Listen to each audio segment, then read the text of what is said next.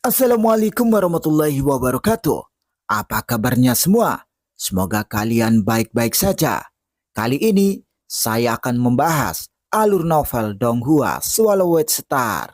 Tanpa basa-basi, yuk langsung disedot.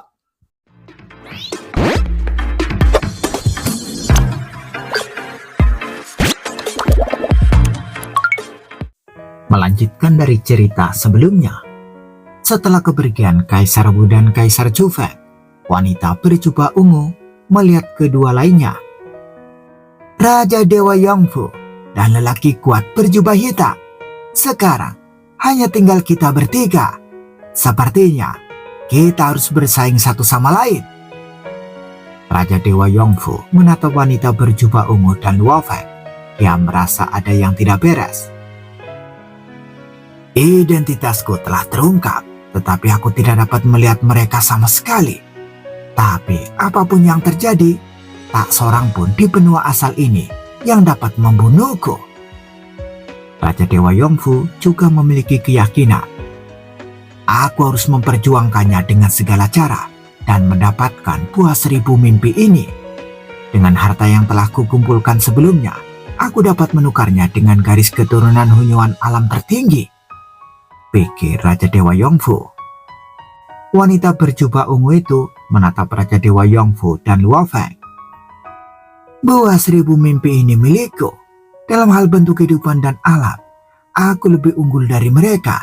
Jika aku kalah dari mereka, itu akan menjadi lelucon, pikir wanita berjubah ungu itu. Dia sangat percaya diri. Ini pertama kalinya aku bertarung dengan orang-orang yang selevel. Kaisar Zhufeng dan Kaisar Wu memang kurang kuat tanpa harta rahasia tingkat Raja Dewa, pikir Luo Feng.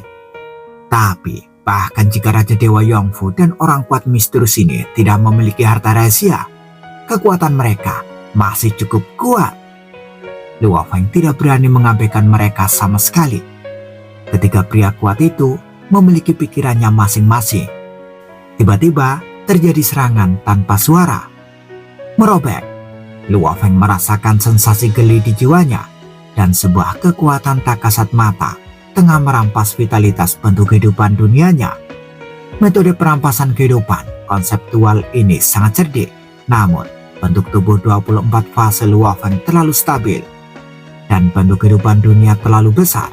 Kekurangan kehidupan konseptual sama sekali tidak dapat menggoyahkan Luo Feng. Sungguh ini Yongfu. Luo Feng juga terkejut. Tahu kehidupan dan sebab akibat digabungkan dan serangannya sangat aneh, pikir Luo Feng. Di sisi berlawanan, Raja Dewa Yongfu sangat terkejut. Seranganku tidak berpengaruh pada mereka berdua. Mereka berdua berada di alam pamungkas. Itu jelas merupakan gerakan yang kuat, tapi orang kuat bertopeng emas berjubah hitam dan wanita berjubah ungu, tubuh dan jiwa mereka sangat kuat. Raja Dewa Yongfu tidak bisa mengoyahkannya sama sekali. Karena Raja Dewa Yongfu telah bergerak, mengapa orang kuat berjubah hitam tidak bergerak? Kata wanita berjubah ungu itu sambil tersenyum pada Luo Feng. Begitu aku bergerak, aku khawatir kau tidak akan punya kesempatan untuk melawan, kata Luo Feng yang mengenakan jubah hitam dan topeng emas. Raja Dewa Yongfu menatap pria kuat berjubah hitam itu. Hahaha, wanita berjubah ungu itu tertawa. Lakukan saja. Baiklah, Luo Feng mengangguk. Sebuah pikiran muncul. Pada saat ini, wanita berjubah ungu dan Raja Dewa Yongfu hanya merasakan dunia menghilang dan hanya melihat mata tenang Luo Feng. Mata itu berubah menjadi bintang yang sangat besar yang berputar perlahan, tetapi dengan kekuatan tak tertandingi. Itu secara alami menghancurkan keinginan spiritual wanita berjubah ungu dan Raja Dewa Yongfu. Kemauan spiritual Luo Feng tidak terbatas pada saat ini. Bahkan penggunaan teknik Liu Yan lebih misterius. Tentu saja Luo Feng tidak tahu identitas sebenarnya dari kedua orang ini.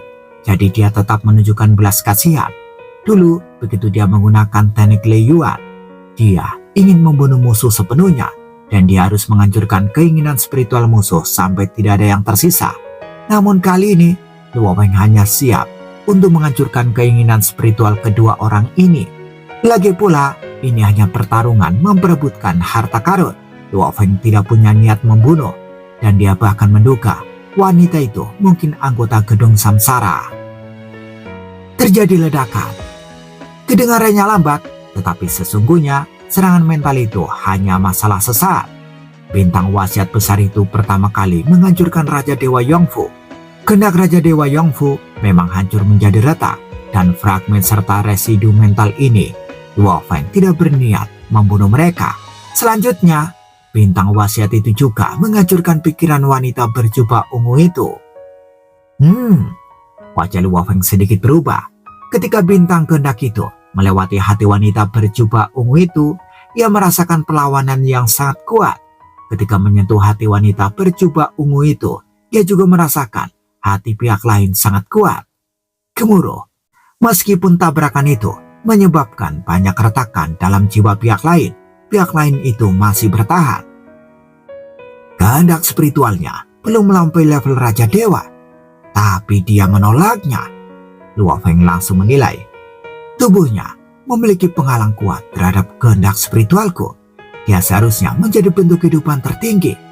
Pikirannya jelas merupakan kehendak tertinggi dari Raja Dewa, tetapi juga sangat mampu menghalangi.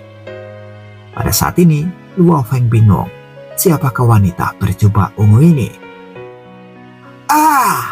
Dewa Raja Yongfu merasa seolah-olah jiwanya akan runtuh. Pada saat ini, dia berpikir sedang menghadapi Kaisar King dan leluhur Yan Feng. Baik Kaisar King maupun leluhur Yan Feng telah menggunakan serangan kehendak padanya. Pria kuat berjubah hitam ini penyayang. Jika dia mau, dia bisa menghancurkan klanku. Pikiran Raja Dewa Yongfu sekarang hancur, dan dia bahkan lebih terpengaruh oleh alam mimpi yang dalam. Namun, karena pikiran klon penyelamat kehidupan eksternal masih utuh, pikiran dan keinginan klonnya pulih dengan cepat. Aku yakin aku telah kalah. Aku tidak akan bertarung demi buah 1000 mimpi, kata Dewa Raja Yongfu, dan menghilang tanpa jejak dengan bantuan teknik pelarian karma. Dengan tekad yang begitu dahsyat, dia tidak bisa melawan sama sekali. Ledakan. Luo Feng menatap wanita berjubah ungu itu dan mulai menggunakan berbagai gerakan serangan teknik Liu Yan. Selain kehendak bintang yang paling dikenalnya, gerakan itu juga berubah menjadi cahaya pedang kehendak dan membidik lawan dengan seluruh kekuatannya. Tetapi wanita berjubah ungu itu benar-benar menolaknya. Ia dapat menahan serangan psikisnya dan pengaruh Arya dalam alam mimpi. Wanita berjubah ungu itu menatap Luo Feng. Aku mengagumimu. Meskipun aku tidak membawa harta rahasia yang sangat kuat, yang ada di sini hanyalah tiruan. Butuh 70% energiku untuk melawan. Kau sudah luar biasa. Hanya ada segelintir orang di benua asal yang dapat melampaui kehendak Raja Dewa. Kau bukanlah Kaisar King, Kaisar Bo, atau penguasa 10.000 alam. Wanita berjubah ungu itu menatap Luo Feng dan berkata sambil tersenyum. Aku benar-benar tidak menyangka bahwa makhluk baru yang melampaui kehendak Raja Dewa akan muncul di benua asal. Luo Feng juga menatapnya. Aku agak sombong tadi. Kau memang hebat.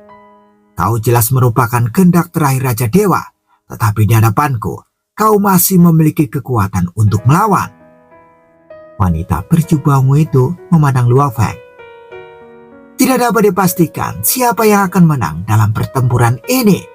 Meskipun kekuatan mentalku hanya 30%, aku masih dapat melakukan gerakan pamungkas. Silakan, kata Luo Feng sambil menatap pihak lain sambil tersenyum. Wanita berjubah ungu itu menatap Luo Feng dan tidak menyerah. Bagaimanapun, tidak nyaman untuk terus-menerus diserang oleh pikiran dan kemauan yang menakutkan. Dia menatap Luo Feng dengan tatapan dingin. Serangan tak terlihat akan datang. Tubuh Luo Feng segera mulai diserang di berbagai tingkatan. Tingkat material, tingkat energi, tingkat operasi aturan. Tubuh Luo Feng hancur dan jiwa Luo Feng rusak dalam berbagai cara. Tetapi Luo Feng sendiri seperti dunia besar, berjalan secara alami, dan bahkan jika sedikit rusak, ia akan pulih secara alami. jiwanya juga memiliki fondasi jiwa yang sangat kuat dan dibimbing oleh pikiran dan kemauan yang kuat. Ada juga operasi teknik Liu Yuan secara alami mudah untuk menahan pengaruh-pengaruh kecil pada tingkat jiwa. Tubuh fisiknya bukanlah bentuk kehidupan yang sempurna. Tidak ada rasa kesempurnaan. Namun tubuh fisiknya terlalu besar dan cadangan energinya terlalu kuat.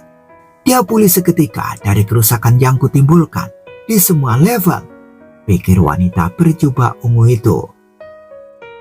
Perhatikan aku juga, kata Luo Feng sambil tersenyum. Dia mengulurkan tangan dan menunjuk dengan ringan. Setetes darah mengalir keluar dari ujung jari Luo Feng. Tetes darah ini mengandung 1/10 cadangan klon kekuatan Luo Feng.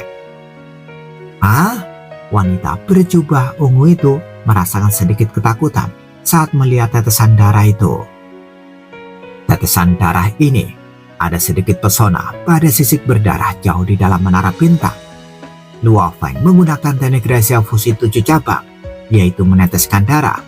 Semakin banyak energi yang terkandung dalam teknik rahasia ini, itu semakin mengerikan kekuatannya.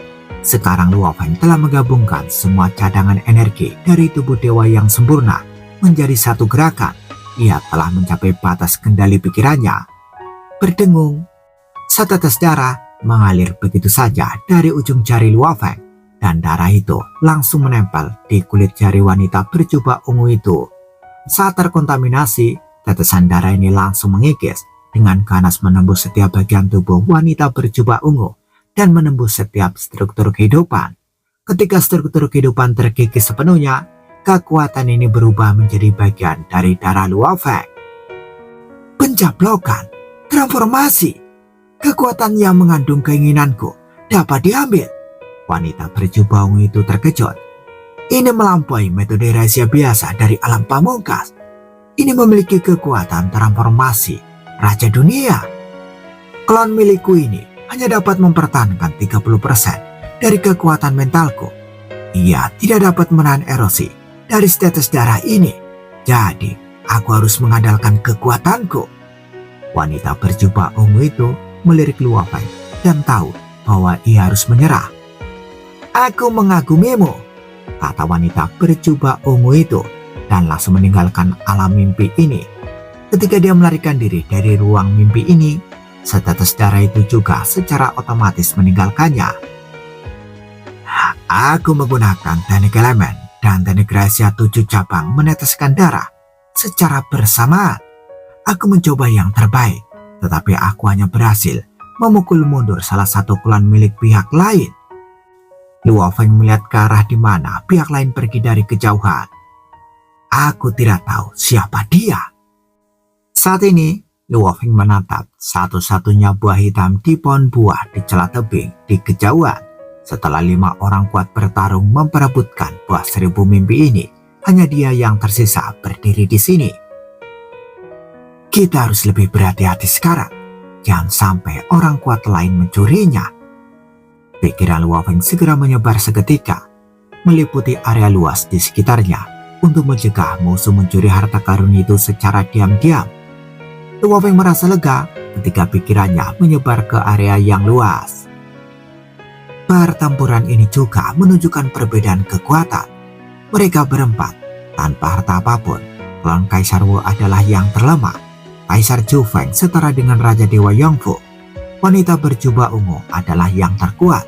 Tanpa seni Liu Yuan, aku khawatir aku tidak bisa mengalahkan wanita berjubah ungu itu, pikir Luo Feng. Ini hanya salah satu klonnya. Begitu dia menggunakan tubuh aslinya dipadukan dengan harta rahasia yang super kuat, daya tangkalnya akan meningkat drastis. Luo Feng berpikir. Pertempuran ini juga membuktikan bahwa metode rahasia fusi 6 cabang milikku pesat ulang-aling cahaya perak sebanding dengan jurus-jurus alam pamungkas tidak kalah dengan kaisar dan anak buahnya. Metode rahasia fusi 7 cabang milikku darah menetes bahkan jauh lebih kuat daripada metode rahasia mereka. Luo Feng merenungkan pertempuran ini dan menyimpulkan pengalamannya. Dao Agung Kehidupan dan Kematian, jika ke-9 cabangnya dapat menyatu, kekuatan gerakan seperti itu akan jauh melampaui gerakan dao lengkap biasa, pikir Luo Feng. Dao agung kehidupan dan kematian memang jauh lebih kuat daripada dao tunggal seperti kehidupan, kehancuran, dan ruang. Luo Feng duduk bersila di sana, pikiran dan keinginannya menyebar ke segala arah, menunggu dalam diam. Dia menunggu sekitar 3 hari. Buah hitam pada pohon buah itu tiba-tiba memiliki kilau ungu di permukaannya, dan cahaya ungu itu menyilaukan dan terang, menerangi area luas di sekitarnya, dan aroma samar menyebar ke segala arah. Ini akan segera matang. Luo Feng yang sedang duduk bersila segera berdiri dan menatap buah 1000 mimpi. Di kolam tidak jauh dari tebing, air mengalir, tetapi kepala hitam muncul dari kolam, diikuti oleh monster besar yang terbang keluar dari kolam. Aku sudah menunggumu. Luo Feng sudah menjelajahi daerah sekitarnya. Hanya ada satu makhluk asli di alam mimpi di daerah luas sekitarnya. Dilihat dari napasnya, makhluk itu masih dalam jangkauan responnya. Jadi Luo Feng mengarahkan pandangannya pada buah 1000 mimpi. Di kedalaman alam mimpi, secara alamiah terdapat harta karun langka yang nilainya lebih dari 1 miliar poin daripada buah 1000 mimpi. Tetapi makhluk mimpi di sekitar harta karun langka itu terlalu menakutkan. Ini merupakan satu-satunya yang dapat dipilih Luo Feng saat ini. Maju! Luo Feng berdiri di sana, dan tiba-tiba ada sungai yang bergunung menyebar, dan Bima Sakti yang luas langsung menutupi 10 miliar kilometer di sekitarnya, dan secara alami mengikat dan membungkus makhluk asli berwarna hitam itu. Raungan, makhluk asli yang mirip kura-kura itu meraung dan mengeluarkan udara dingin yang tak berujung, yang langsung membekukan sejumlah besar air sungai berwarna perak di sekitarnya. Setelah makhluk besar ini membuang air sungai, ia langsung berlari menuju buah 1000 mimpi. Tetapi setetes darah menginfeksi permukaan tubuhnya. Ini adalah metode rahasia 7 cabang tetesan darah. Tetesan darah ini langsung menggerogoti seluruh tubuhnya, dan makhluk asli berkulit hitam ini berubah menjadi hitam dan merah di sekujur tubuhnya. Ia menolong marah, tetapi kekuatannya sangat rusak akibat erosi, dan ia kembali terikat oleh air sungai yang tak berujung. Kali ini ia tidak dapat menyingkirkannya. Raungan dan udara dingin meletus. Namun infeksi tetesan darah dan ikatan medan sungai telah menjeratnya. Semoga tidak akan ada kemunduran. Luo Feng sedang melihat buah 1000 mimpi yang mengeluarkan aroma harum dan cahaya ungu yang menyilaukan dapat terlihat di sebagian besar area ruang ini. Ini tidak bagus.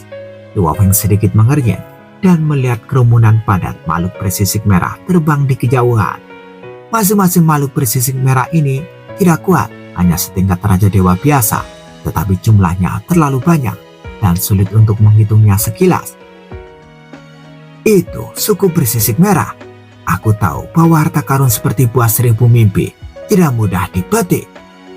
Luo Feng mengenali pihak lain dan merasa bahwa dia masih bisa bertarung.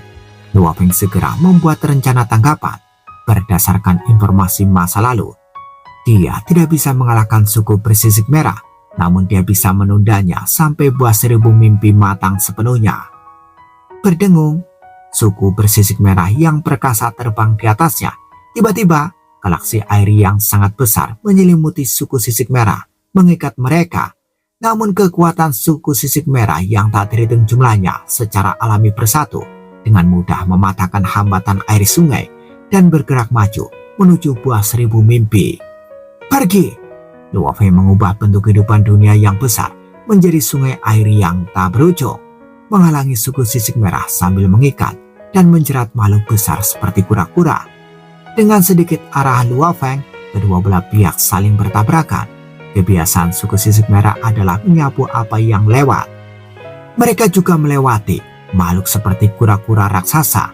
Dalam sekejap mata, makhluk seperti kura-kura raksasa itu telah terkikis. Sebagian dan tubuh mereka telah menyusut dalam skala besar. Tetesan darah Luo Feng telah cepat surut. Meraung, makhluk raksasa mirip kura-kura itu meraung dengan enggan dan ingin melarikan diri, tetapi tidak dapat melarikan diri karena tertahan oleh derasnya air sungai. Hanya dalam 10 tarikan napas, makhluk itu terkikis seluruhnya oleh sisik merah dan tidak ada mayat yang tersisa. Itu membantu menunda lebih dari 10 napas. Luo Feng tersenyum sedikit dan kemudian dengan sebuah pikiran, setetes darah dengan cepat bertemu dengan suku sisik merah dan mulai mengikis suku sisik merah itu. Saya melihat satu demi satu makhluk bersisik merah terkikis dan berubah menjadi bagian dari darah. Namun, makhluk bersisik merah lebih banyak memusnahkan banyak darah. Kedua belah pihak saling mengikis dan memusnahkan satu sama lain. Metode rahasia pengikisan tetesan darah memiliki efek tertentu pada suku sisik merah. Namun, daya rusak sisik merah itu terlalu mengerikan. Tetesan darah Luo Feng mengandung cadangan energi dari tubuh dewa yang sempurna, tetapi saat ini sedang dikonsumsi dengan cepat. Metode rahasia tetesan darah menghabiskan terlalu banyak energi. Luo Feng memperhatikan buah 1000 mimpi sambil memperhatikan konsumsi metode rahasia tetesan darah. Hanya butuh sepanci anggur untuk menghabiskan tetes darah ini, dan jumlah klan sisik merah hanya berkurang sekitar 1/1000. Seluruh klan bergegas menuju buah 1000 mimpi lagi. Menekan! Sebuah tangan besar tiba-tiba mengembun di sungai perak yang luas. Tangan besar ini dengan jurang gelap samar-samar di telapak tangan langsung menyelimuti bagian bawah. Dunia jadi kacau, semuanya bergerak, dipenjara, tertindas. Seluruh klan sisik merah menghilang dalam sekejap. Luo Feng muncul dan melihat tangan kirinya. Dunia telapak tangan di tangan kirinya sedang memenjarakan klan sisik merah ini. Selama lebih dari 100 tahun, Luo Feng memahami pola rahasia menara bintang dan menyadari 2 gerakan dari 7 cabang gerakan fusi. Salah satunya adalah metode rahasia tetesan darah dan yang lainnya adalah metode rahasia sangkar. Itu dapat sepenuhnya menekan dan memenjarakan ruang secara langsung. Suku sisik merah ini benar-benar sulit dihadapi. Dunia telapak tanganku telah berubah menjadi sangkar yang memiliki banyak batasan ruang. Tetapi suku sisik merah ini benar-benar menggerogoti ruang dan menggerogoti dinding membran dunia telapak tanganku. Luo Feng segera mengikis ulang energi secara terus-menerus untuk menjaga integritas sangkar telapak tangan. Meskipun dalam hal efisiensi pembunuhan, sangkar telapak tangan jauh lebih buruk daripada darah yang menetes. Namun dalam hal menjebak musuh, efisiensinya beberapa kali lebih tinggi. Luo Feng memperhitungkan, dengan konsumsi energi yang sama, sangkar itu dapat menjebak suku sisik merah dalam waktu yang lebih lama. Sayang sekali aku tidak berani membawa menara bintang masuk. Jika ada menara bintang, seluruh suku sisik merah pasti sudah ditekan di dalamnya. Luo Feng hanya bisa memikirkannya, dia tidak berani mengambil resiko. Luo Feng menatap buah 1000 mimpi sambil menjaga keutuhan sangkar di telapak tangannya.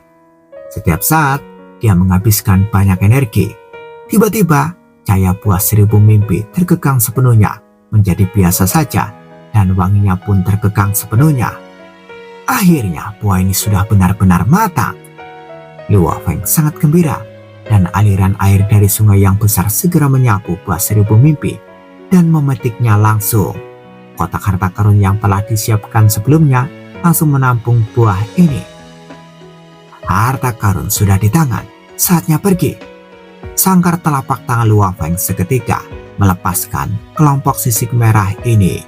Dia sendiri memancarkan cahaya hitam dan melarikan diri dari ruang mimpi ini. Hanya suku sisik merah yang dilepaskan berkeliaran dengan marah, tetapi tidak dapat menemukan musuh, sehingga mereka hanya dapat mengikis dan menghancurkan area di sekitarnya sesuka hati. Luo Feng tiba di area luar wilayah mimpi dan melihat ke area pintu masuk yang disegel oleh keluarga kerajaan dari 2 negara kuno di depan. Sebuah cahaya hitam menyala. Luo Feng langsung melewati jangkauan formasi terlarang dari 2 negara kuno dan mencapai pintu keluar. Dalam sekejap, dia kembali ke kota Huyang. Inilah tepatnya penggabungan 6 cabang dari metode rahasia lain yang disadari Luo Feng. Metode pelarian cahaya hitam. Kecepatannya begitu cepat sehingga sebanding dengan pikiran. Ketika pikiran itu tiba, gerakan tubuh pun tiba. Metode pelarian cahaya hitam dengan satu pikiran dapat secara paksa menembus seluruh rentang formasi dari lapisan luar domain mimpi ke bagian luar pintu keluar. Formasi dari dua negara kuno di wilayah mimpi bahkan tidak dapat mendeteksinya. Seorang pria kuat telah menerobos formasi. Keluarga kerajaan dari dua negara kuno itu sedang berjaga, tetapi kekuatan pertahanan pintu masuk ke wilayah mimpi itu terbatas, jadi formasi mereka tidak bisa menghentikannya. Di luar pintu keluar alam mimpi, wanita berjubah ungu berdiri di kejauhan, menunggu dengan sabar. Hus! Pria berjubah hitam dengan topeng emas langsung mencapai pintu keluar dan menghilang lagi. Dia sudah keluar. Wanita berjubah ungu itu melihat pemandangan ini. Metode pelariannya juga telah mencapai level tertinggi, tetapi metode pelariannya memiliki sedikit cita rasa daun penghancuran agung. Siapa sebenarnya dia? Wanita berjubah ungu itu cukup penasaran. Tanpa suara atau jejak, dia menghilang tanpa jejak. Di negara Tianmu, di seluruh benua asal, selain dari dua negara kuno, 3 kekuatan yang dapat dianggap sebagai kelas 1 adalah negara Tianmu, negara Wanji, dan wilayah Dongji. Di antara ketiga kekuatan ini, negara Tianmu dapat dikatakan sebagai yang paling rendah hati. Hah? Wanita berjubah ungu itu tiba di kedalaman sebuah istana, dan seorang anak laki-laki tampan tengah menatap gulungan misterius yang mengambang di depannya dengan pola rahasia yang tak terhitung jumlahnya mengalir pada gulungan itu. Wanita berjubah ungu itu langsung berubah menjadi aliran cahaya dan terbang ke tubuh pemuda tampan itu. Sayang sekali, aku gagal kali ini dan gagal membantu saudaraku memenangkan bagian dari buah 1000 mimpi. Bocah tampan itu menatap gulungan misterius itu dan menggelengkan kepalanya sedikit. Sebagai binatang sektor dunia, terlalu sulit untuk berlatih sendiri. Aku sama sekali tidak bisa memahami buku pola rahasia ini. Ini terlalu sulit. Bersambung, bagaimana kelanjutan kisahnya? Tunggu jawabannya di episode selanjutnya. Dadah, semoga paham.